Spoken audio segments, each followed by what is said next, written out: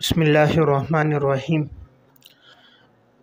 बात चल रही थी कि अल्लाह रब्बुल इज़्ज़त अगर किसी साथी को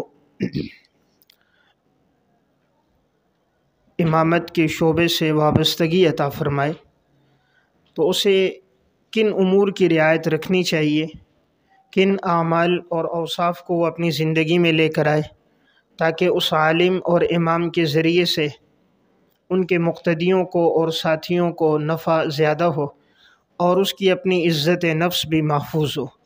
तो ऐसे 50 औसाफ़ का तज़किरा मैंने अर्ज़ कर दिया था। आज के दर्स में 51 नंबर पर है, ज़्यादा हंसने से गुरेज़ करें। ज़्यादा हंसने से गुरेज़ करें। नबी अकरम सल्लल्लाहु अलैहि वसल्लम ने हज़रत अबू हुरैरा रज़ी अल्लाह तआला अन्हु को 5 बातें बयान फरमाई। सुनन तिरमिज़ी की रिवायत है और उसमें एक नसीहत आपने फ़रमाई, वला तुक्सिर ज़हिक फ़इन्न कसरत ज़हिक तुमीतुल क़ल्ब। ज़्यादा मत हंसा करो इसलिए कि ज़्यादा हंसने से इंसान का दिल मुर्दा हो जाता है। तो जब आदमी उमूमन मजालिस में, उमूमी महाफ़िल में इसी तरह की नजी और उमूमी मजलिसों में जब ज़्यादा हंसना होता है, गपशप होती है, तफरी होती है, तो उससे इंसान की हैबत कम हो जाती है। ज़्यादा हंसने वाले का वक़ार ख़त्म हो जाता है, संजीदगी ख़त्म हो जाती है, रौब बाकी नहीं रहता। इसलिए इंसान इससे गुरेज़ करे, ख़ास तौर पे क़हक़हा लगाने से। आप सल्लल्लाहु अलैहि वसल्लम ने कभी भी क़हक़हा नहीं लगाया। आप तबस्सुम फरमाते थे, ज़्यादा से ज़्यादा ज़हक फरमाते थे, इससे ज़्यादा आपने नहीं किया। इमाम आज़म अबू हनीफ़ा रहमतुल्लाह अलैह ने इमाम अबू यूसुफ़ रहमतुल्लाह अलैह को, इमाम मोहम्मद को जो नसाइह फरमाए अल अशबाह व नज़ाइर के आखिर में वो नसाइह हैं, उनमें एक नसीहत थी, व इय्याका अन तुक्सिर ज़हिका फ़इन्नहु युमीतुल क़ल्ब वला तमशी इल्ला अला तमअनीनतिन। इमाम साहब रहमतुल्लाह अलैह ने फरमाया, ज़्यादा मत हंसा करो इसलिए कि ज़्यादा हंसने से इंसान का दिल मुर्दा हो जाता है, और जब भी तुम चलो तो सुकून और इत्मीनान के साथ चलो, तेज़ी से मत चलो। नंबर 52, अपने असातिज़ा कराम का अदब और एहतराम करें। अगर कभी कोई उस्ताज़ आपकी मस्जिद में आए या मुलाकात के लिए आए या कहीं रास्ते में मुलाकात हो जाए या उस शहर या उस इलाक़े में उस्ताद मोहतरम का आना हो और आपके इल्म में हो, तो बेहतर है इंसान उनसे वक्त भी ले, मुलाकात भी करे, जो मुमकिन हो सके इकराम कर दे, और अगर मुमकिन हो इमामत में उन्हें आगे करवाए, नमाज का वक्त हो, और अगर वक्त मौजूद हो और उनकी फ़ुर्सत हो और बशाशत हो तो उनसे कोई बयान भी करवा दे। ये उस्ताज़ का इकराम और एहतराम है। देखने में आता है बाज़ साथी फ़राग़त के बाद ना असातिज़ा से रवाबित और ताल्लुक़ रखते हैं, और अगर कभी किसी उस्ताद मोहतरम का उस इलाक़े या शहर में आना भी हो, इन्हें मालूम भी हो, तब भी मुलाकात नहीं करते, और उस्ताद को मालूम हो जाता है कि फ़लाँ मस्जिद में इनकी खिदमत है और ये मिलने नहीं आया, तो बहरहाल दिल में बात रहती है। इसलिए कोशिश होनी चाहिए कि अगर किस इलाक़े में उनके किसी भी उस्ताद का आना हो, चाहे हिफ्ज़ का हो या बात का हो, तो उनसे वक्त भी लें, मुलाकात भी करें, उनकी दुआएँ आगे आपको काम देंगी। नंबर 53, सफ़ेद लिबास पहनने का एहतमाम करें। सफ़ेद लिबास पहनने का एहतमाम करें। सबसे ज़्यादा पसंदीदा लिबास जो है वो सफ़ेद है। सुनन अबी दाऊद की रिवायत में है, रसूलुल्लाह सल्लल्लाहु अलैहि वसल्लम ने इरशाद फरमाया कि तुम लोग सफ़ेद लिबास पहना करो, और वजह बयान फरमाई कि ये सफ़ेद लिबास जो है फ़इन्नहा खैरु सियाबिकुम, तुम्हारे लिबास में बेहतरीन है, वकफ़िनु फ़ीहा मौताकुम, और तुम इसमें अपने मुर्दों को कफ़न भी दिया करो। इसलिए सफ़ेद लिबास में अल्लाह ने अपनी एक नूरानियत रखी है। जब लिबास सफ़ेद होता है तो ज़ाहिर का असर बातिन पर होता है, अल्लाह बातिन को भी सफ़ेद कर देता है, यानी इंसान गुनाहों से और रूह और बातिन की बीमारियों से इंसान महफूज होता है। फिर सफ़ेद लिबास का अपना एक वक़ार है, इंसान जिस मजलिस में जाता है दूसरों के दिलों में उसकी मोहब्बत बैठ जाती है, फिर सुन्नत रसूल का अजर व सवाब भी मिलता है। फिर सफ़ेद लिबास वाला अपने लिबास की सफाई का बड़ा अहतमाम रखता है कि इस पर कोई दाग न लगे, गंदगी ना हो, धब्बा ना हो, तो ऐसा आदमी हमेशा साफ़ सुथरा रहता है। दूसरे लिबास वाला अपनी इतनी सफाई का अहतमाम नहीं रखता। अब बात साथी कहते हैं जी सफ़ेद लिबास जी गंदा होता है। गंदे तो सब लिबास होते हैं, जिसकी रियायत ना रखो वो गंदा होगा। तो لیکن اس سفید لباس سے فائدہ کیا ہوگا؟ 3 فائدے ہوں گے۔ سب سے بڑا فائدہ سنت رسول پر عمل ہوگا، دوسرا فائدہ آپ کی شخصیت کا وقار ظاہر ہوگا، تیسرا فائدہ آپ کی زندگی میں نظافت آئے گی، صفائی ستھرائی آئے گی۔ اس لیے بہتر ہے سفید لباس ہو اور سفید امامہ ہو یا سیاہ امامہ ہو اور اس کے ساتھ رومال ہو، جو اہل علم کی ایک شان اور ایک وقار ہے، اس کے ذریعے سے انسان کی ہیبت باقی رہتی ہے۔ رنگدار لباس سے بچنا چاہیے، قمیض ایک کلر کی، شلوار دوسرے کلر کی۔ تنگ لباس سے بچنا چاہیے۔ آج کل دیکھنے میں آتا ہے جو ماڈرن نئے مولوی آ رہے ان کا لباس بڑا تنگ ہے، اور ان کی آستینیں دیکھ لیں، کالر دیکھ لیں، اور ان کے کپڑوں پہ کڑھائی بہت زیادہ ہے، اور کپڑے جسم کے ساتھ بالکل مس ہوتے ہیں، چھوئے ہوئے ہوتے ہیں، جسم کی ساخت نظر آ رہی ہوتی ہے۔ حالانکہ لباس کا مقصد کیا ہے؟ یا بنی آدم خذوا زینتکم عند کل مسجد، اور یا بنی آدم قد انزلنا علیکم لباسا یواری سوآتکم وریشا۔ 2 مقصد ہیں، نمبر 1 شرمگاہ کو چھپائے، اور نمبر 2 زینت کا ذریعہ، خوبصورتی کا ذریعہ۔ جتنا لباس کشادہ ہوتا ہے اتنا خوبصورت ہوتا ہے، جتنا تنگ ہوتا ہے اتنا بدصورتی ہوتی ہے۔ تو یہ انگریز نے اس چیز میں ہمیں لگا دیا کہ ہم نے تنگ لباس کو اپنانا شروع کر دیا، جس سے جسم کی ساخت نظر آ رہی ہے، اس سے گریز کرنا چاہیے۔ عموماً یہ قراء میں، نعت خوانوں میں ہوتا ہے۔ قراء صاحبان جو ہوتے ہیں، نعت خوان ہوتے ہیں، ان کے لباس بڑے تنگ ہوتے ہیں اور لباس غیر شرعی ہوتے ہیں، اکثر پانچے ٹخنوں سے نیچے لٹک رہے ہوتے ہیں، اس سے گریز کرنا چاہیے۔ تو میں نے عرض کیا لباس سفید ہو، انشاءاللہ اس کا اثر اپنی ذات پر اور مجمع پر زیادہ ہوتا ہے۔ نمبر 54، خوابوں سے عبرت حاصل کریں۔ خوابوں سے عبرت حاصل کریں، اس کا مطلب یہ ہے اللہ رب العزت بسا اوقات انسان کو کوئی خواب دکھا دیتا ہے جس کے ذریعے اسے معلوم ہو جاتا ہے اگر زندگی میں کوئی غلطی ہو رہی ہے، کوئی خطا ہو رہی ہے، یا آگے مستقبل میں کوئی معاملہ پیش آنے والا ہے، تو ان چیزوں کی رہنمائی خواب میں ہو جاتی ہے۔ انسان خود دیکھ لیتا ہے یا اس کا کوئی شاگرد، ساتھی، گھر والے، بچے یا متعلقین میں کوئی دیکھ لیتے ہیں، تو اللہ تعالیٰ اس ذریعے سے انسان کو آگاہ کر دیتا ہے۔ اس لیے خواب کی ہر بات کو نظر انداز نہیں کرنا چاہیے۔ حدیث میں آتا ہے نا کہ نبی اکرم صلی اللہ علیہ وسلم نے فرمایا لم یبق من النبوۃ الا المبشرات، نبوت تو ختم ہو گئی لیکن اچھے خواب اب بھی باقی ہیں۔ اور یہ اچھے خواب جو ہیں، یہ تو انسان خود دیکھ لیتا ہے، آپ نے فرمایا، یا اس کے لیے کسی اور کو دکھا دیا جاتا ہے، تو یا کوئی اور دیکھ لیتا ہے، وہ بتا دیتا ہے۔ تو اگر کوئی بتا دے اور اس خواب میں وہ سمجھ رہا ہے اس کے لیے کوئی نصیحت کی بات ہے، تو اسے لے لینی چاہیے۔ تو اس لیے بہرحال بسا اوقات ایسی چیزیں اللہ تعالیٰ خواب میں انسان کو متنبع کر دیتا ہے، پھر بھی اگر کوئی متنبع نہیں ہوتا تو پھر آگے اس کی رسوائی ہوتی ہے۔ ایک دم اللہ تعالیٰ کسی کو عذاب سزا نہیں دیتا، اللہ کی ذات ستار ہے۔ اللہ رب العزت ستار ہے، پردہ ڈالنے والا ہے، پردہ ڈالتا رہتا ہے، بندے پہ ڈالتا رہتا ہے، لیکن جب بندے کی کوئی کوتاہی اور کوئی گناہ حد سے زیادہ ہو جاتا ہے اور پھر وہ گناہ انسان کو ایمان سے نکالنے کا بسا اوقات ذریعہ بن جاتا ہے، دل کی سیاہی اتنی ہو جاتی ہے، پھر اللہ تعالیٰ آگاہ کرتا ہے۔ پھر بھی اگر وہ آگاہی سے باز نہیں آتا تو پھر پردہ دری ہوتی ہے اور وہ راز فاش ہو جاتا ہے، اور پھر انسان کسی مجمع مجلس میں جانے کے قابل نہیں رہتا۔ اس لیے اگر ایسا کوئی خواب یا ایسی کوئی تلقین یا ایسی کوئی تنقید سامنے آئے تو اس سے اپنی اصلاح کرنی چاہیے، ان کے پیچھے لگنا نہیں چاہیے۔ نمبر 55، آج کا کام کل پر مت چھوڑو۔ آج کا کام کل پہ مت چھوڑو، مطلب یہ کہ جو کام آپ نے کرنا ہے خیر کا، اس کو آج سے شروع کرو۔ اب ہمارے ساتھی کیا کہتے ہیں جی درس قرآن ہے اگلے مہینے سے شروع کریں، درس حدیث ہے جی آئندہ ہفتے شروع کریں گے، تعلیم بالغان ہے جی کل سے، کل نہیں آتی، کل نہیں آتی۔ جو ماضی ہے وہ گزر گیا، اصل وہ ہے جو آپ کے پاس ابھی ہے حال۔ کل جو ہے اس کی تو امید ہے، جو یقینی چیز ہے اس میں کام نہیں کر رہے، امید پہ تمنا رکھ رہے ہو۔ یقین آپ کے پاس حال ہے، ماضی چلا گیا، لا تلحفن علی ما فات، وہ تو واپس لوٹ کر نہیں آئے گا۔ اصل چیز حال ہے، حال میں ہم کرتے کچھ نہیں، اور امید رکھ رہے ہیں کس کی؟ مستقبل کی، مستقبل جس کا ہمیں کوئی پتہ نہیں ہے ہوں گے یا نہیں ہوں گے، اور حالات کیسے ہوں گے۔ اس لیے بڑی اہم بات ہے، جو کام کرنا ہو خیر کا، دین کا، اس کو آج سے کرنا چاہیے۔ اس لیے ہمارے ساتھی آگے نہیں بڑھتے تصنیف میں، تالیف میں، تحریر میں اور دینی میدان میں۔ اس کی بنیادی وجہ یہ ہوتی ہے وہ ٹالتے رہتے ہیں، اور جب آدمی ٹالنے کا مزاج بنا لے پھر اسے کام کی توفیق نہیں ملتی۔ اس لیے جو کام شروع کرنا ہے شرح صدر ہو جائے، آپ کا مشورہ ہو جائے، آپ اس کام کو فوراً شروع کر دیں۔ اللہ تعالیٰ اسباب پیدا کرتا رہے گا، ساتھی آپ کو ملتے رہیں گے۔ چاہے درس قرآن میں 1-2 ساتھی ہوں، آپ آج سے شروع کریں۔ درس حدیث ہے، آج سے شروع کریں۔ تعلیم بالغان ہے، ایک ساتھی ہے، شروع کریں۔ شروع کرنا مشکل ہے، باقی کام آگے خود بڑھتا رہتا ہے۔ دیکھیں سفر شروع کرنا مشکل ہوتا ہے، منزل پہ آدمی پہنچ جاتا ہے۔ کام کی تعمیرات شروع کرنا مشکل ہے، اختتام ہو جاتی ہے۔ کوئی بھی کام کا آغاز مشکل ہوتا ہے، پھر اللہ کی مدد ساتھ آتی ہے۔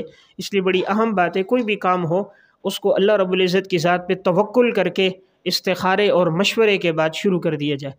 نمبر 56، مریضوں کی عیادت کرتے رہیں۔ اگر آپ کے مقتدیوں میں، ساتھیوں میں، محلے میں، عزیز اقارب میں کوئی مریض ہے، بیمار ہے، آپ کے علم میں آتا ہے، عیادت کرے۔ اب نے عیادت کی کتنی فضیلت پڑی ہے کہ حدیث میں آتا ہے کہ 70,000 فرشتے اس کے لیے دعائے رحمت کر رہے، جب تک وہ جا رہا ہے واپس نہیں آ رہا، گویا وہ جنت کے باغات میں گھوم رہا ہے۔ جب اتنے فضائل عیادت کے آئے ہیں تو یہ فضائل کے ہم بھی مستحق ہیں۔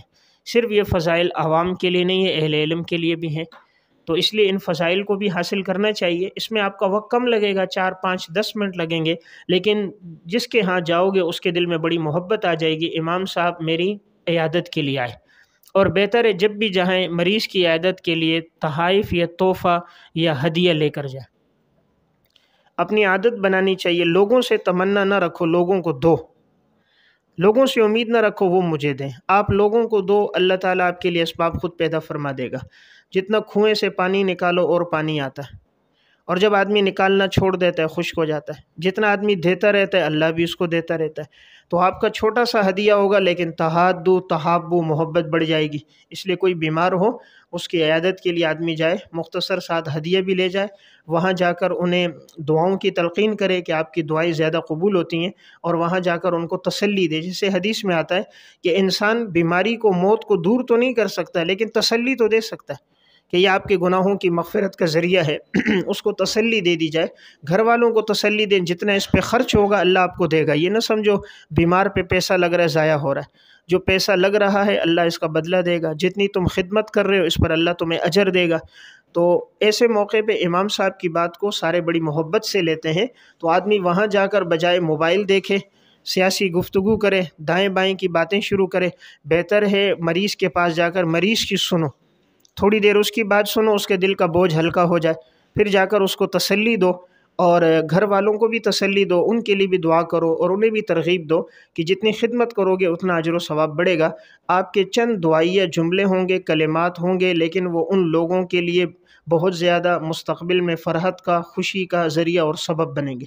اس لیے اس کا اہتمام ہو۔ ہم دعوتوں میں خوب اہتمام کرتے ہیں، بیماروں کے پاس نہیں جاتے، دعوت کے انتظار میں رہتے، تو دعوت کے انتظار میں نہ رہیں، جہاں ایسا موقع ملے وہاں جانے کی ترتیب زیادہ بنائیں۔ نمبر 57، وفات شدگان کی تعزیت کریں۔ اگر علاقے کی سطح میں کسی کا انتقال ہو جاتا ہے تو کوشش ہو پہلے تو آدمی جنازے میں شرکت کرے، اور جنازے میں شرکت کا ثواب بھی بہت زیادہ ہے۔ حدیث میں آپ نے پڑھا ہے کہ 1 قیرات ثواب ہے اور قیرات احد پہاڑ کے برابر ہے، اور اگر موقع فرصت ہو تو قبرستان تک جائے، 2 قیرات ہے، نہیں تو جنازے میں شرکت ہو، پھر بعد میں وہاں تعزیت کے لیے بھی آدمی چلا جائے۔ ممکن ہو اپنے ساتھ نائب امام ہے، مؤذن ہے، 2-3 ساتھی مل کر تعزیت بھی کریں، 5 سے 6 منٹ میں تعزیہ کلمات کہہ کر آ جائیں، ان سے ان کا غم بہت ہلکا ہو جاتا ہے کہ بہت بڑا صدمہ تھا لیکن امام صاحب ہمارے ہاں آ گئے، اور اس سے ان کا غم ہلکا ہوگا، اور دیکھنے میں آیا کتنا مخالف کیوں نہ ہو وہ آپ کا معاون بھی ہوگا، آپ سے محبت کرنا بھی شروع کر دے گا کہ میرا رویہ تو امام صاحب کے ساتھ، حضرت کے ساتھ ایسا تھا لیکن وہ میرے غم میں شریک ہوئے، بیمار تھے اور حضرت ہمارے پاس آئے۔ آپ کا تھوڑا وقت لگے گا اور یہ مستقبل میں آپ کی گن گائیں گے۔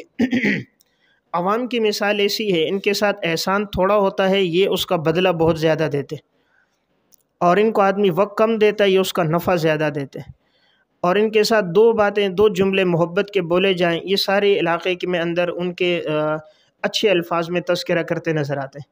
تو اس لیے بہتر ہے اس چیز کا بھی آدمی اہتمام کرے۔ جو وقت ہمارا دائیں بائیں ضائع ہو رہا ہے وہ بہتر ہے کسی کی تعزیت میں لگ جائے، کسی کی عیادت میں ہو لگے۔ نمبر 58، بغیر تحقیق کے کبھی جواب نہ دیں۔ جب تک مسئلے کی تحقیق نہ ہو، شرح صدر نہ ہو، یقینی طور پر علم نہ ہو، مسئلے کا جواب نہیں دینا چاہیے۔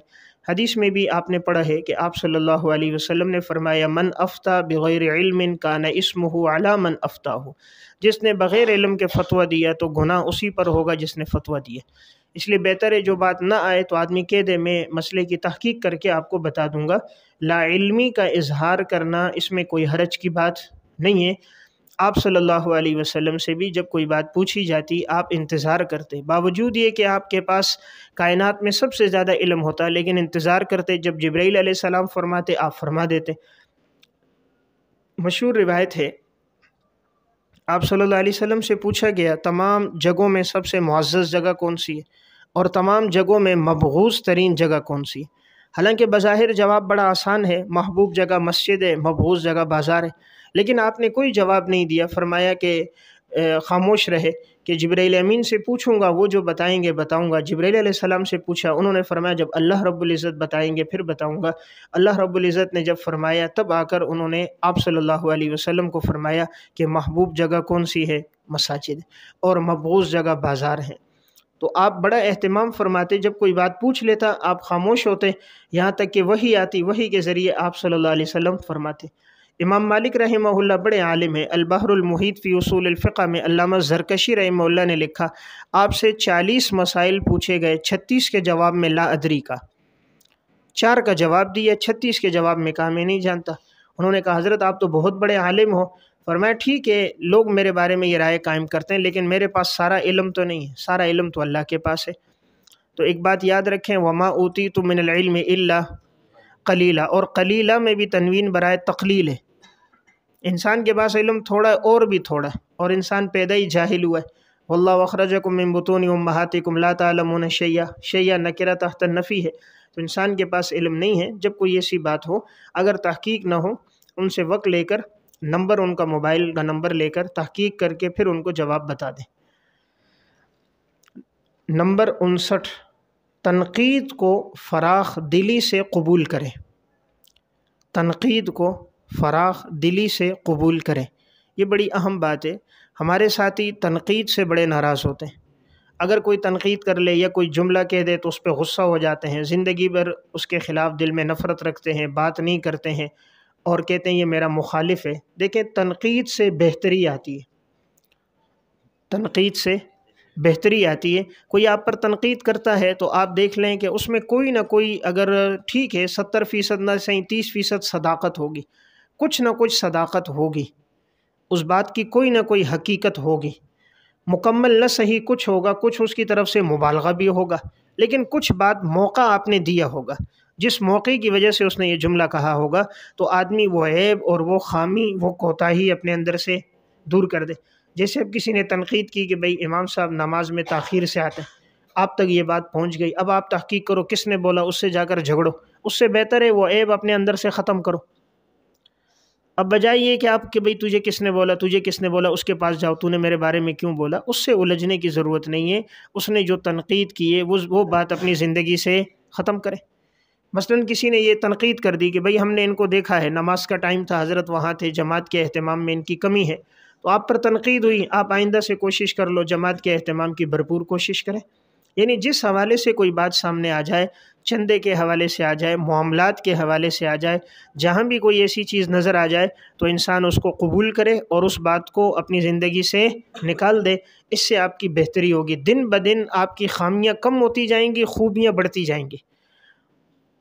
جتنی تنقید قبول کریں گے نا، آپ کی خامیاں کم ہوتی جائیں گی، آپ میں نکھار آتا جائے گا۔ جتنی تنقید تہذیب ہوتی ہے نا درخت کی، درخت اتنا خوبصورت ہوتا ہے، جتنی شاخیں لٹک رہی ہیں وہ کاٹتے رہو، جتنے اس کے پتے زائد ہیں وہ ہٹاتے رہو، پھر وہ درخت دور سے بڑا خوبصورت نظر آتا ہے، ہر ایک اس کی چھاؤں میں آتا ہے، ہر ایک تعریف کرتا ہے۔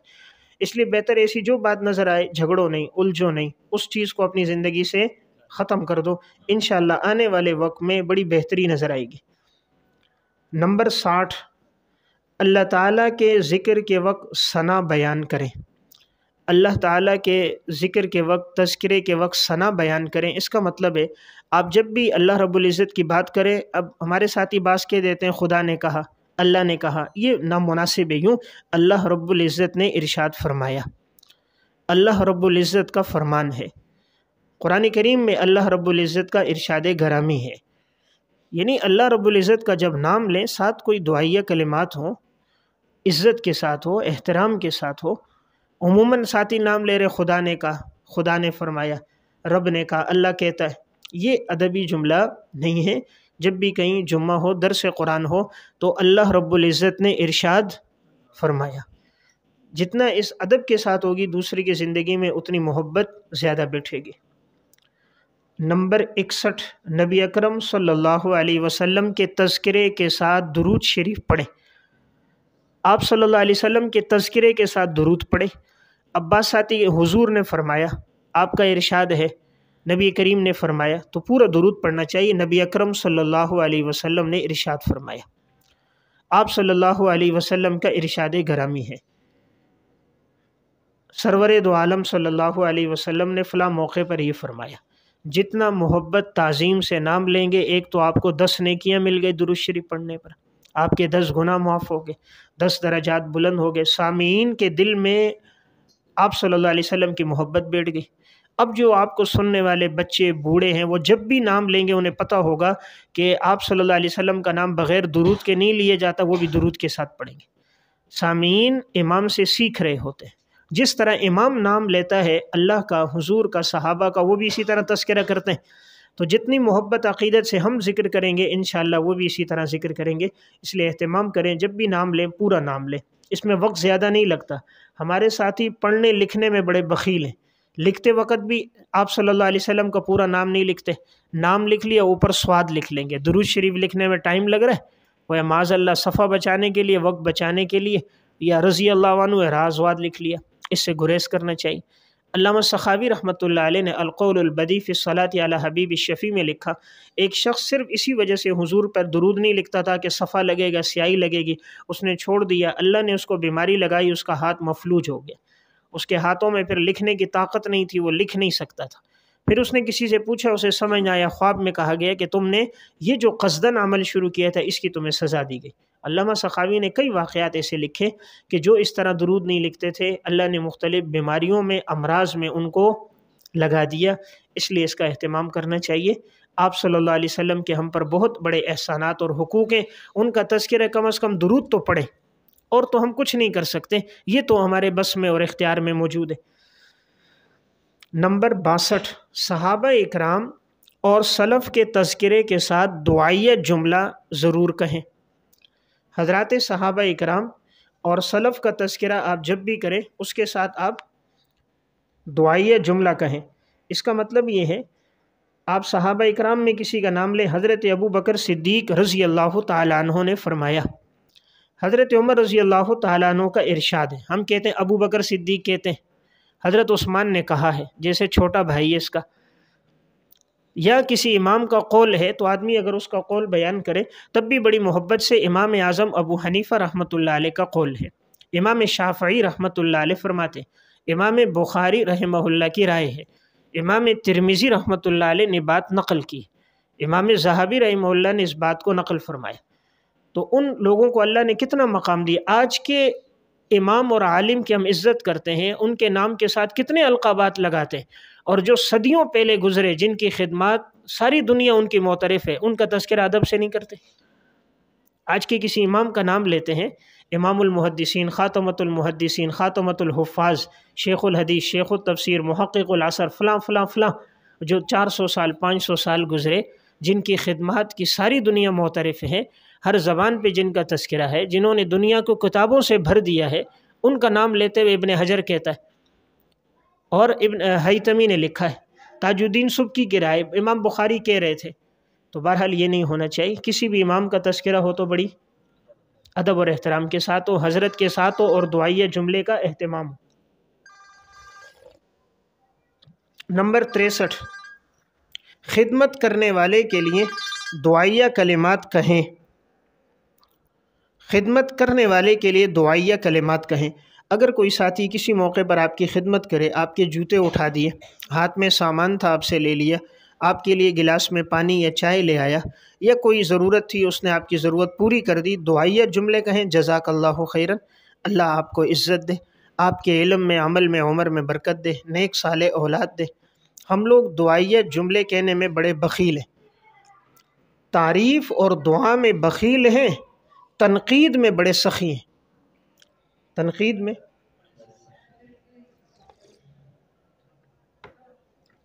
دعائیے جملے کسی شاگرد کے لیے نہیں کہیں گے، کسی بیٹے کے لیے اور کسی مقتدی کے لیے دعائیے جملے نہیں کہیں گے، گھنٹوں بات کریں گے، دعا نہیں دیں گے۔ آج یہ بزرگوں میں بھی ختم ہو گیا۔ پہلے ہوتا تھا نا، جو گاؤں کے بزرگ ہوتے، اگر ان کی کوئی خدمت کرتے وہ بھی دعا دیتے کہ بیٹا اللہ آپ کو رنگ دے، آپ کے مال میں برکت دے دے، ہماری زبان میں آپ کے آگے اللہ لو کرے، یعنی روشنی آپ کے آگے کر دے، آپ مٹی پہ پاؤں رکھو اللہ سونا بنا دے۔ آج کے بزرگ بھی، وہ بھی نوجوانوں سے آگے بڑھ گئے، ان کی زبان پہ بھی دعا نہیں۔ اب ہوتا کیا، کسی نے کام کر دیا، تھینک یو، کیا تھینک یو، اور بھائی جزاک اللہ خیرن کہہ دے، کوئی دعا دے دے اس غریب کو۔ تو اس لیے بہتر ہے ایک مزاج بنائے اپنا، کوئی شاگرد کوئی ساتھی آپ کو خدمت کرے، دعا دیں، اللہ آپ کو عزت دے، آپ کی جان مال صحت میں برکت دے، اللہ آپ کو بہترین بدلہ دے۔ آپ کے ہونٹ سے ہونٹ لگے گا، 20 سیکنڈ آپ کے لگیں گے، لیکن اس کے دل میں آپ کی محبت آ جائے گی، اور ہو سکتا ہے قبولیت کا وقت تو اللہ کے ہاں قبول ہو جائے۔ آپ صلی اللہ علیہ وسلم کی عادت کیا تھی؟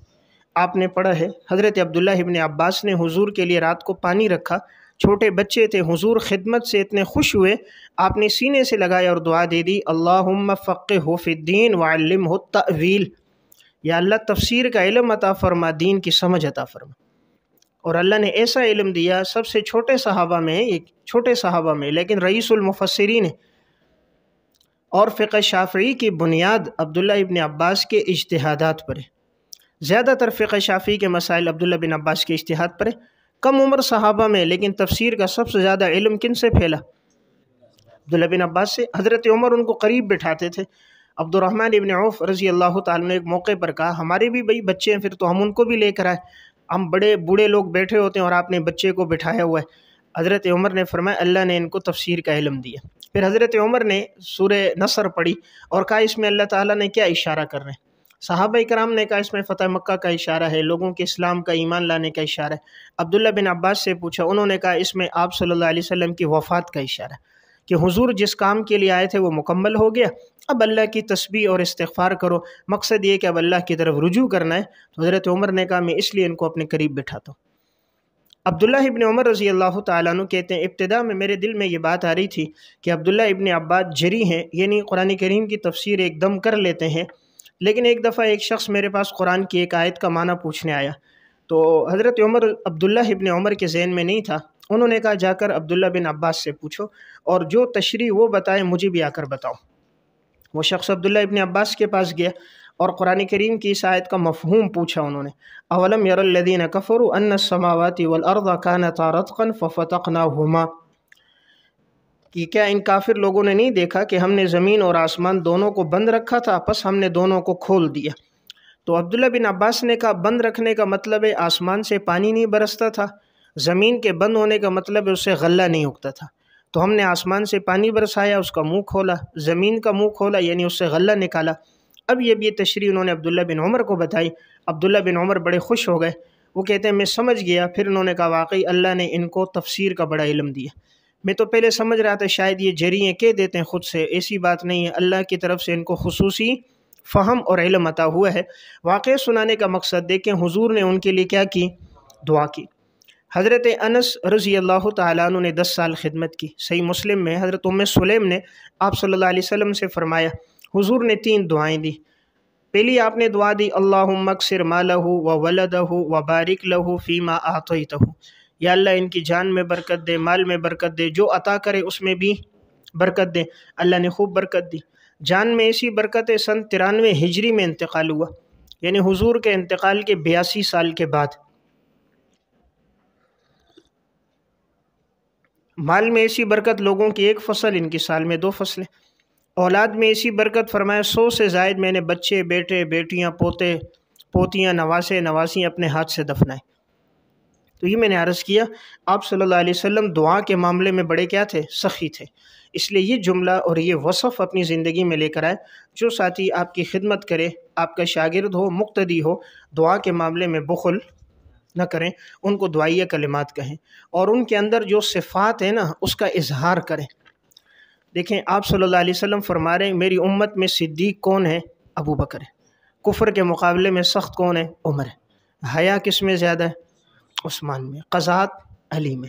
اور میری امت میں امین جو ہے ابو عبیدہ بن جراح ہے۔ حلال اور حرام کے مسائل جاننے والا میری امت کے اندر جو ہے معاذ بن جبل ہے۔ میراث کے مسائل سے واقف زید بن، یہ آپ ہر ایک کی خوبی بتا رہے نا، حالانکہ سب سے زیادہ علم تو آپ کے پاس ہے، لیکن آپ اپنے ہر صحابی کا ایک وصف نکھار کے بتا رہے ہیں، امت کو ان کی طرف رجوع کروا رہے ہیں کہ ان مسائل میں ان لوگوں کی طرف رجوع کرو۔ تو اگر کسی طالب علم میں، ساتھی میں، دوست میں کوئی وصف ہو، اس کا اظہار کرنا چاہیے، ان کی خوبیوں کو بیان کرنا چاہیے۔ کسی کی خوبی کو بیان کرنے کے لیے موت کا انتظار نہ کریں۔ کسی کی اس کی موت کا انتظار، ہمارے ہاں کیا ہوتا ہے، مرنے کے بعد خوبیاں بیان کرتے ہیں۔ زندگی میں تو مخالف ہوں گے، ساری زندگی حسد میں گزر جائے گی، ان کی ٹانگیں کھینچنے میں اور تنقید کرنے میں، اور جب مر گئی حضرت بہت بڑے عالم تھے، حضرت نے بڑی خدمات کی، حضرت کی تصنیفی، تالیفی، تحریری بہت خدمات ہیں۔ وہ حضرت زندگی میں گزرتا تھا، سلام بھی نہیں کرتے تھے، ساری زندگی تو تنقید ہوتی رہی، اور ابھی دعا کے بڑے پل باندھ دیے تعریف کے۔ اس لیے میں نے ایک بات عرض کر دی، کسی کے لیے دو جملے بولنے کے لیے اس کی موت کا انتظار نہ کریں، زندگی میں کہہ دینا چاہیے۔ کسی کا سہارا بننے کے لیے موت کا انتظار نہ کریں کہ ہم جنازے کو سہارا دیں گے، زندگی میں سہارا دیں، زندگی میں سہارا دیں۔ کوئی محتاج ہے، زندگی میں اس کے ساتھ خدمت کریں، تعاون کریں۔ مر جاتا ہے، پیسے لگا کر جاتے ہیں، جی جنازے میں شرکت کے لیے جا رہا ہے، آج ہوتا ہے نا بھائی بھائی کے جنازے میں شرکت کے لیے 70-80 ہزار روپے لگا رہا ہے، اگر یہ 80 ہزار اس کو بیماری میں بھیج دیتا، وہ غریب اپنا علاج کروا دیتا، کتنا خوش ہو جاتا۔ جی منہ دیکھنے جا رہا ہوں، تو منہ دیکھنے کے لیے کفن میں دیکھنے جا رہا ہے، جب زندہ چارپائی پہ تھا تب دیکھنے کی نوبت نہیں آئی، اب کس میں دیکھنے؟ یا کفن میں یا قبر میں، یا کفن میں یا قبر میں۔ تو یہ ہماری کم عقلی ہے۔ تو اللہ نے وسعت دی ہو، تعاون بھی کرنا چاہیے، کسی میں کوئی وصف ہو اس کی تعریف بھی کرنی چاہیے۔ نمبر 69، چندے کا مکمل ریکارڈ رکھیں۔ 64، چندے کا مکمل ریکارڈ رکھیں۔ یہ بھی بڑی اہم بات ہے۔ ابتدا میں شاید یہ آپ کو سمجھ نہ آئے، آپ کے 4 سال 5 سال جب کسی جگہ گزریں گے تو پھر کچھ مخالفین پیدا ہو جاتے ہیں، یا کبھی وقت زیادہ گزر جائے، نئی نسل آ جاتی ہے، یا کچھ لوگ وہاں کے قریبی چلے جائیں، دوسرے لوگ آ کر آباد ہو جاتے ہیں، یا کسی مسئلے میں آپ کا کسی سے سیاسی اختلاف ہو جاتا ہے، یا آپ نے کبھی کلمہ حق بیان کیا اور کسی کو اس سے ناگواری ہو گئی۔ پھر جب وہ لوگ اعتراضات شروع کریں گے، پہلا اعتراض ہوگا آپ کے چندے سے کہ حضرت 5 سال سے 6 سال سے جو جمع ہو رہا تھا، حضرت وہ کہاں ہے؟ تو اس لیے چندے کا آپ مکمل ریکارڈ رکھیں۔ ہر ہفتے میں، ہر جمعے میں جتنا چندہ ہو آپ کے پاس ایک رجسٹر ہو، اس میں آپ اندراج کریں، فلاں جمعے فلاں تاریخ اتنا چندہ ہوا، اور پھر جہاں جہاں چندہ خرچ ہو اس کی رسیدیں بنوائیں۔ مسجد میں ٹوٹی لگی ہے، پنکھا لگا ہے، موٹر لگائی ہے، تنخواہیں دی ہیں، بل بھرا ہے، تو آپ وہ سارے بل اپنے پاس محفوظ رکھیں۔ جہاں خرچہ ہو رہا ہے وہ ریکارڈ اپنے پاس محفوظ رکھیں، ہر مہینے اس کو لکھتے رہیں۔ ممکن ہو تو سال کے بعد یا 3 ماہ کے بعد کوئی نوٹس بورڈ ہو وہاں لگا دیا کریں، اور اگر ایسا نہیں وہاں کمیٹی ہے تو کمیٹی کے سامنے رپورٹ ہو، 5-6 ساتھیوں کو آگاہ رکھیں جو مسجد کے قریبی ہیں، زیادہ تعاون والے، ان کو 2-3 مہینے کے بعد یہ کام ہوا، یہ چندہ اور یہ اخراجات ہیں، تاکہ کل اگر کوئی اعتراض کرے تو آپ کے دفاع کرنے والے بھی موجود ہوں۔ ہوتا کیا ہے، ہم سارا کام اپنے ہاتھ میں رکھ لیتے ہیں، پھر جب کل کوئی اعتراض کرتا ہے تو ہم کہتے ہیں علماء کے گستاخ ہیں، علماء کے گستاخ ہیں۔ تو علماء نے ریکارڈ کیوں نہیں رکھا اپنے پاس؟ انہیں رکھنا چاہیے تھا۔ اول تو کوشش کریں چندے کی ذمہ داری لے ہی نہیں، اپنے دامن کو بچانا ہے، کبھی بھی کسی بھی جگہ مالی کوئی بھی عہدہ نہ لیں، کسی مدرسے میں جائیں، مسجد میں جائیں، مالی خدمات نہ لیں، بس عہدہ لے ہی نہیں۔ عہدے میں عزت نہیں ہے، ایک بات یاد رکھیں، عہدے میں عزت نہیں۔ ہم سمجھ جا رہی ہے عہدہ مل جائے گا عزت ہو جائے گی، نام لگ جاتا ہے لیکن ذمہ داریاں بڑی بڑھ جاتی ہیں، اور پھر ان پہ تنقید بڑھ جاتی ہے، اور آخر اچھا نہیں ہوتا، اینڈ اس کا۔ اللہ تعالیٰ خود اگر دے دے آپ کے مانگنے کے بغیر، ساتھی آپ کو خود سے اصرار سے دے دے، اس میں اللہ کی مدد ہے، لیکن جب آپ نے مطالبہ کیا، کوشش کی، راستے اس کے لیے ہموار کیے، پھر اللہ کی نصرت اور مدد نہیں ہوتی، اور عموماً پھر وہ بعد میں بہت سی خامیوں کا ذریعہ بنتا ہے۔ اس لیے میں نے ایک بات عرض کی، یہ تو آپ چندے کا حساب اپنے پاس نہ رکھیں، کمیٹی والوں کو کہیں بھئی آپ رکھو، وہی رکھیں وہی کریں، آپ کا دامن بالکل صاف رہے گا، اپنے ذمے لے ہی نہیں۔ یہ بڑی ٹینشن ہے، چندہ ہوتا ہے کم، اخراجات ہوتے ہیں زیادہ۔ جب آپ کی عملی زندگی کہیں گزرے گی مسجد سے وابستگی، آپ دیکھیں گے چندے عموماً کم ہوتے ہیں، اخراجات عموماً زیادہ ہوتے ہیں۔ لوگ کہہ رہے ہوتے ہیں جی بڑا ہو رہا ہے، ہوا کیا 3,000 چندہ 4,000، اور مہینے کا خرچہ دیکھا جائے 1,00,000 سوا لاکھ روپے، اور آمدنی دیکھی جائے چاروں جمعے ملا 20 سے 25,000 روپے۔ اب وہ ساری ٹینشن آپ پر آئے گی تو آپ اپنے ذمے کیوں ٹینشن لیں؟ آپ یہ ذمہ داری ہی نہ لیں۔ آپ کی ذمہ داری امامت، درس قرآن، درس حدیث آپ بولیں، اور یہ کمیٹی والوں کے ذمے رکھ دیں، اس سے آپ کا دامن محفوظ ہوگا۔ اور اگر وہ کہیں نہیں امام صاحب آپ رکھیں تو آپ اس کا ریکارڈ رکھیں، اور جہاں خرچ کریں کم از کم 2-3 ساتھیوں کو آگاہ رکھیں اور ان کے واسطے سے خرچ کریں۔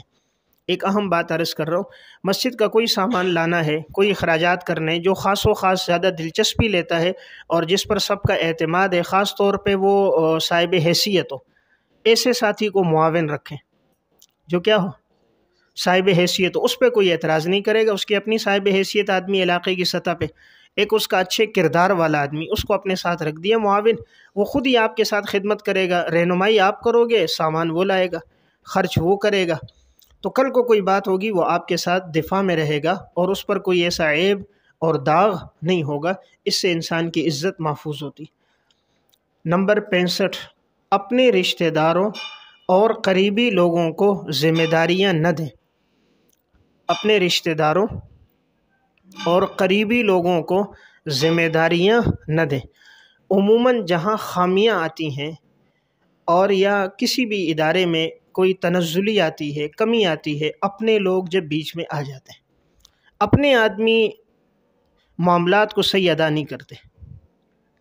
اس کی وجہ یہ کہ وہ کہتے ہیں محتمم ہمارا اپنا ہے، ماموں ہے، چچا ہے، یا یہ کہ بھئی یہ وہ اس کا سالہ لگ رہا ہے، تو وہ اپنا سمجھ کے اب وہ ذمہ داری جو بھی ہوگی اس کو پورا نہیں کریں گے۔ ان کی ذمہ داری مؤذنی کی ہو، امامت کی ہو، تدریس کی ہو، آئے دن چھٹیاں کریں گے، ناغہ کریں گے، مطالعے کے ساتھ پڑھائیں گے نہیں، اور معاملات میں دخل اندازی کریں گے، اندر اندر سے ٹانگیں کھینچیں گے، ساری چیزوں سے واقف ہیں، مختلف عیوب اور مختلف خامیوں کو لوگوں کے سامنے لائیں گے۔ پھر جب کل آپ سے اختلاف ہوگا تو آپ کی اندر کی باتیں باہر لے جانے والے یہی لوگ ہوں گے۔ اس لیے بہتر ہے کہ اپنا کوئی واقعی ذی استعداد باصلاحیت ہو تو اس کو ضرور موقع دینا چاہیے، جو نہ ہو تو نااہلوں کو ذمہ داریاں نہیں دینی چاہیے۔ صرف اپنا تعلق اور رشتہ داری دیکھ کر، اپنا بیٹا دیکھ کر، بھائی دیکھ کر، اس طرح کی ذمہ داریاں جب بڑی سونپی جاتی ہیں اس کا نقصان بہت زیادہ ہوتا ہے۔ جب نااہل آئے تو آپ نے حدیث پڑھی، اذا وسد الامر الى غیر اہلہ فانتظر الساعۃ، پھر قیامت کا انتظار ہے۔ تو پھر انتظار کرنا چاہیے ادارے کے ٹوٹنے کا، ادارے کے ختم ہونے کا، اساتذہ کے چلے جانے کا، مدرسے کے ویران ہونے کا، مسجد کے غیر آباد ہونے کا، پھر انتظار کرو جب نااہل آ جائے۔ اس لیے بہتر یہی ہے، تو جو دوسرے ہوتے ہیں وہ اچھے طریقے سے ادا کرتے ہیں، ان کو ذمہ داریاں زیادہ دینی چاہیے۔ ان کو اگر ساتھ کہیں معاون متعلق کے طور پر ہو تو فبہا، ورنہ دور رکھنے میں عافیت ہے۔ نمبر 66، کسی کے پاس انفرادی طور پر چندہ مانگنے کے لیے نہ جائیں۔ کسی کے پاس انفرادی طور پر چندہ مانگنے کے لیے نہ جائیں، یہ بڑی اہم اور بڑی پوائنٹ والی بات ہے، اس کا اہتمام کریں۔ دیکھیں ہمارے ذمے نہیں ہے مسجد کے مکمل اخراجات کا بندوبست کرنا، ہمارے ذمے نہیں ہے ادارہ چلانا، اللہ نے ہمیں اس کا مکلف نہیں بنایا۔ جب نہیں بنایا، یہ اللہ رب العزت کا کام ہے۔ خزانے کی چابیاں اللہ کے پاس ہیں، لوگوں کے دل اللہ کے قبضے میں ہیں، اللہ رب العزت سے مانگیں۔ کوئی ساتھی کہتا ہے جی حضرت آپ جائیں، فرمایا جی میں نہیں جاتا۔ اپنی عزت کو پامال نہ کریں، اپنی عزت خراب نہ کریں۔ کسی کے پاس انفرادی جب آپ چندہ مانگنے جائیں گے اس کی نظر میں گر جائیں گے، وہ سمجھے گا مولانا صاحب کا کام یہ ہے۔ جیسے آپ نے حدیث پڑھی ہے، دنیا اور اللہ کے ہاں عزت چاہیے تو ازہد فی الدنیا یحبک اللہ وازہد فیما عندک الناس یحبک الناس۔ اللہ بھی محبت کرتا ہے، انسان بھی کرتے ہیں، اس لیے نہیں مانگنا چاہیے۔ تو اس سے جتنا گریز کریں گے آپ کی عزت ہوگی۔ ایک کے پاس جائیں گے وہ آپ کو تھوڑی رقم دے گا، لیکن یہ جتنے مالدار ہوتے ہیں نا، یہ کسی راز کو دل میں رکھ نہیں سکتے، ان سے برداشت نہیں ہوتا۔ یہ فوراً مجلس میں بیٹھیں گے، 8-10 امام صاحب آیا تھا ہم نے اتنے پیسے دیے تھے، وہ دوسرے کو بولے گا، وہ تیسرے کو، چندہ کیا دیا ہوگا لیکن پورے علاقے میں اس کی تشہیر ہو جائے گی۔ اس لیے بہتر ہے جو آگے الگ ساتھی رکھیں وہ جائیں، آپ کا کام نہیں ہے۔ نمبر 67، مسجد میں چندے کا بار بار اعلان نہ کریں۔ مسجد میں چندے کا بار بار اعلان نہ کریں۔ اب ہوتا کیا ہے، کام شروع ہے، ہر نماز کے بعد مسجد کے ساتھ تعاون ملا کر ثواب دارین حاصل کریں۔ بڑے بڑے بینر لگائے ہوئے، مسجد کے اندر لگیں، باہر لگیں۔ پھر جمعے کے اندر تو باقاعدہ 8-10 منٹ ترغیب ہوتی ہے، ہر جمعے دوسرے جمعے ترغیب ہے۔ پھر بعض جگہ تو ائمہ وہ حساب ہوتا ہے، جب تک 50 بوری کا بندوبست نہیں ہوگا جمعے کی نماز کھڑی نہیں ہوگی۔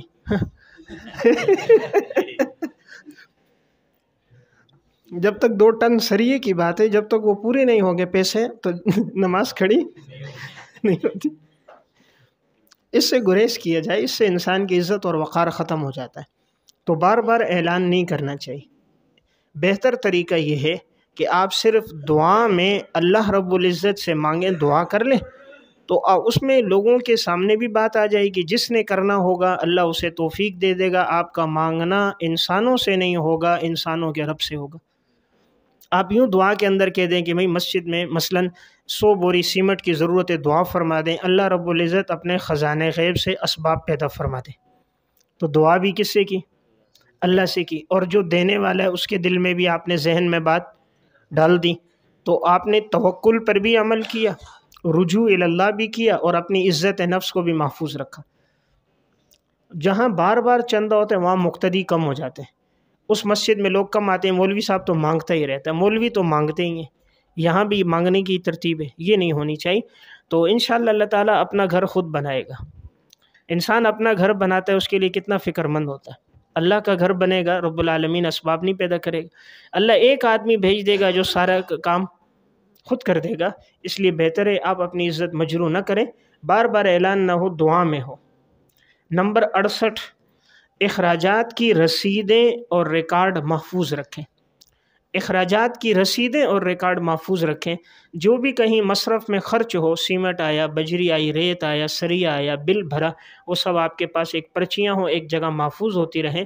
کل اگر کوئی ساتھی کسی کے ذہن میں شبہ ہو، آپ اس کو سب ریکارڈ دکھا کر مطمئن کر سکیں، اور آپ کا اپنا دل بھی مطمئن ہوگا۔ دیکھیں برکت تب ختم ہوتی ہے جب خیانت آتی ہے۔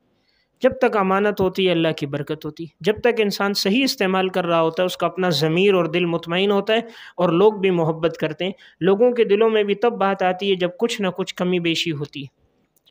دیکھیں مخالفین ویسے پیدا نہیں ہوتے، وہ ہمارے گناہوں سے ہوتے ہیں۔ مخالفین ہمارے گناہوں سے، ہماری کمی کمزوریوں سے ہوتے ہیں، اور ہمارے جب تعلق مع اللہ ٹھیک ہو رہا ہوتا ہے، معاملات حساب ٹھیک ہوتا ہے، ایسے لوگ پیدا ہی نہیں ہوتے، مخالفین نہیں ہوتے، الحمدللہ محبین ہی ہوتے ہیں، راستہ اس کے لیے ہموار ہوتا ہے۔ نمبر 69، مسجد میں موبائل استعمال نہ کریں۔ مسجد میں موبائل استعمال نہ کریں۔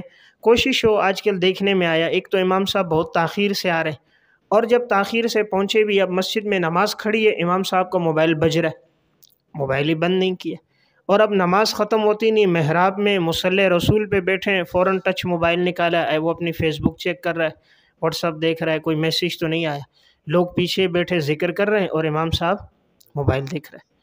تو اب ہوتا کیا ہے، لوگوں کے دلوں سے محبت ختم ہو جاتی ہے کہ خدا کے گھر میں آ کر بھی اللہ کی طرف توجہ نہیں ہے۔ ہم دوسروں کو اس کی ترغیب دیں اور خود اس پر عمل نہ کریں تو یہ بڑی کمزوری کی بات ہے۔ اس لیے بہتر ہے جب مسجد میں آئے موبائل بند ہو یا سائلنٹ پہ ہو، تاکہ آپ کا مکمل دھیان عبادت کی طرف ہو۔ نمبر 70، اپنے استعمال میں سادہ موبائل رکھیں۔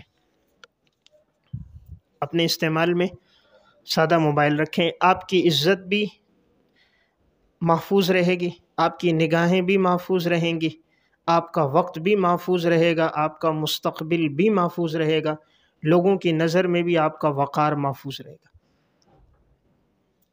یعنی اس کے بڑے فائدے ہیں۔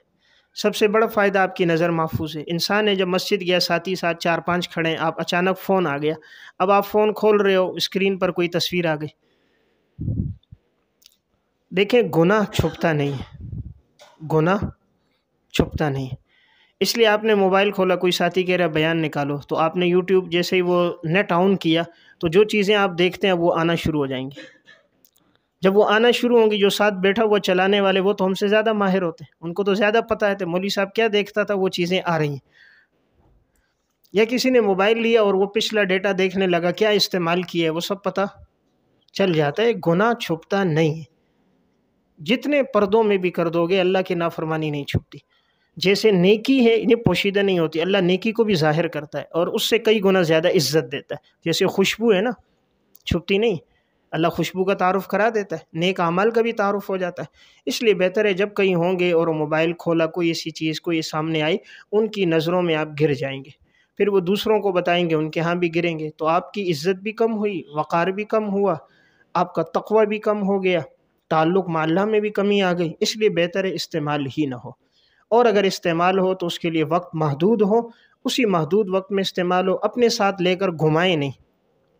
اس لیے میں نے کہا نا، اپنے استعمال میں سادہ موبائل رکھیں، اس سے آپ کی عزت محفوظ ہوئے گی، آپ کا وقت محفوظ ہوگا، مجلس میں جائیں گے وہاں بھی آپ کی عزت برقرار رہے گی۔ علماء کا جتنا پیچھے کی طرف جانا ہے اتنا اچھا ہے، جتنا جدید چیزوں سے دور رہیں گے اتنا آپ کا تقویٰ باقی ہوگا، اور جتنا ان نئی چیزوں کا استعمال کریں گے اتنے آپ کے تعلق مع اللہ میں کمی آئے گی۔ جتنا ان چیزوں کا استعمال ہوگا نا، اتنا آپ کا تعلق مع اللہ کم ہوگا، آپ کا تقویٰ کم ہوگا، آپ کی عبادت میں کمی آ جائے گی۔ اس لیے جو ساتھی موبائل جن کے پاس ہے تو تلاوت کی توفیق نہیں ہوتی، اشراق چاشت اوابین کی توفیق نہیں ہوتی، نوافل کی تسبیحات کی توفیق نہیں ہوتی، وہ جہاں بیٹھتے ہیں موبائل کے گن گا رہے ہوتے ہیں، اسی کے وہ ذکر، یہ دیکھا وہ دیکھا، پہلے کئی بات ہوتی علمی بحث، اب یہ کہ موبائل پہ یہ آیا وہ آیا، یہی ساری باتیں چل رہی ہوتی ہیں، عزت اور وقار میں کمی آتی ہے۔ اس لیے بہتر یہ ہے کہ اس سے جتنا گریز کریں گے آپ کا وقت محفوظ ہوگا، آپ کا زیادہ وقت مطالعے میں صرف ہوگا، اللہ آپ کو لکھنے پڑھنے کی توفیق دے دے گا۔ پہلے بھی میں نے ایک بات عرض کی تھی، تعلق مع اللہ سے انسان دین کا کام زیادہ کرتا ہے۔ یہ دین کے کام کے اندر جو پیٹرول ہے نا، یہ اللہ سے تعلق ہے۔ جتنا آپ کا مضبوط ہوگا اتنا آپ کا کام زیادہ ہوگا، استفادہ عام ہوگا۔ تو اس سے یا تو گریز کریں، بالکل نہیں استعمال کریں تو زیادہ بہتر ہے، کریں بھی تو آپ کو واٹس ایپ تک محدود رہیں، اور اس کے لیے بھی وقت متعین کریں، 1 گھنٹہ، کہ میں 1 گھنٹہ استعمال کروں گا، باقی نہیں کروں گا، اور اس 1 گھنٹے کی پابندی ہو، اس سے زیادہ استعمال نہ ہو، نظام الاوقات آپ کا بنا ہوا ہو، پھر تو آپ کو فائدہ ہوگا۔ ورنہ آج کے دور میں وقت کے ضیاع کا، روحانیت کے ختم کرنے کا سب سے بڑا آلہ موبائل ہے۔ وقت کے ضیاع کا، روحانیت کے ختم کرنے کا۔ آج آپ دیکھیں نا، عبادت میں دل نہیں لگ رہا، تعلق مع اللہ بالکل ختم ہو گیا، احادیث کا حفظ نہیں ہے، عبارات اور سلف سے واقفیت نہیں ہے، مطالعے کا رجحان نہیں ہے، اساتذہ کی تدریسیں بھی کمزور ہو گئی، خلاصوں تک آ گئے، طلبہ بھی کمزور ہو گئے، 10 سالہ پہ آ گئے، اور جو نئی نسل آ رہی ہے وہ خلاصۃ الخلاصہ پہ ہوگی، وہ اس کے بھی جو خلاصے نکلیں گے اس پر آئیں گی۔ اب ایک بعد میں آنے والا ایک وقت